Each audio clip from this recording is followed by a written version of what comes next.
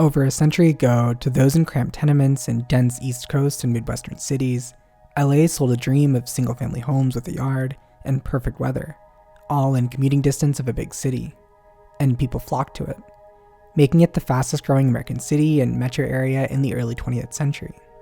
But over a century later, this dream has faded.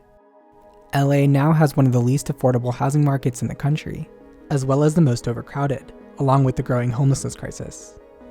And of course, LA's massive population, combined with its car-dependent nature, creates some of the worst traffic in the world. How did LA get here? Well, LA didn't ruin its low-density dream. Its low-density dream ruined it. While LA is nearly synonymous with the car, LA sprawl actually began with rail. Well before the car and freeway became mainstream, real estate developers built sprawling streetcar lines to link their far-flung residential developments to the city. By the 1920s, the skeleton of LA sprawl was already in place, without a single freeway. With the onset of World War II, LA became home to burgeoning manufacturing, defense, and aerospace industries. Suburbs like Lakewood, California sprang up rapidly to meet demand for new homes. But unlike decades ago, the car and freeway made it possible to build new housing anywhere, not just along streetcar lines, allowing the empty space between LA's rail-oriented sprawl to be filled in. And as long as there was land to keep building outward, the region could accommodate its rapidly growing population while retaining its low-density nature.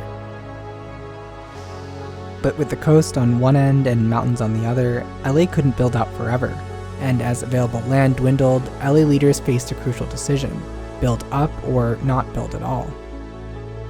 LA went from being zoned for a population of 10 million in 1960 to being zoned for a population of 3.9 million by the 1990s. The very people who had benefited from an LA that welcomed them with new housing would turn around and shut the door behind them. But of course, people kept coming. And as LA's population grew and the housing stock didn't, home prices began to shoot past the median income. LA is caught in a paradox. The population growth that creates vibrant neighborhoods and urban cities just means more congestion, more difficult parking, and more expensive housing in car-centric LA. The population of a thriving metropolis saddled with the infrastructure constraints of the suburbs. Too crowded to offer the space and quiet of suburbia, yet not dense enough to be walkable and have efficient public transit. What so much of America likes to point at as a failure of blue state politics is fundamentally just a failure of housing policy. More people want to live in Los Angeles than what car-oriented single-family sprawl can accommodate. The reality is that many of the places people are leaving LA for are making the exact same mistakes.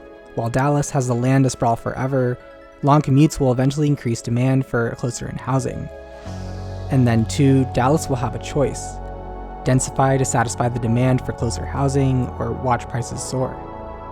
But maybe LA isn't here to be the cautionary tale, but instead pave the way for a different type of American city. Because LA has a lot of the right ingredients to become a denser, more walkable, more transit-friendly place. A lot of the region is already fairly dense, from walkable streetcar-era suburbs to car-oriented suburbs that were built on small lots and dense street grids. LA's metro system is undergoing the largest transit expansion in the country, connecting many of LA's dense nodes to each other. If only its politicians could find the political will, just as it once paved America's way into car-oriented suburbia, LA could chart its way out of it.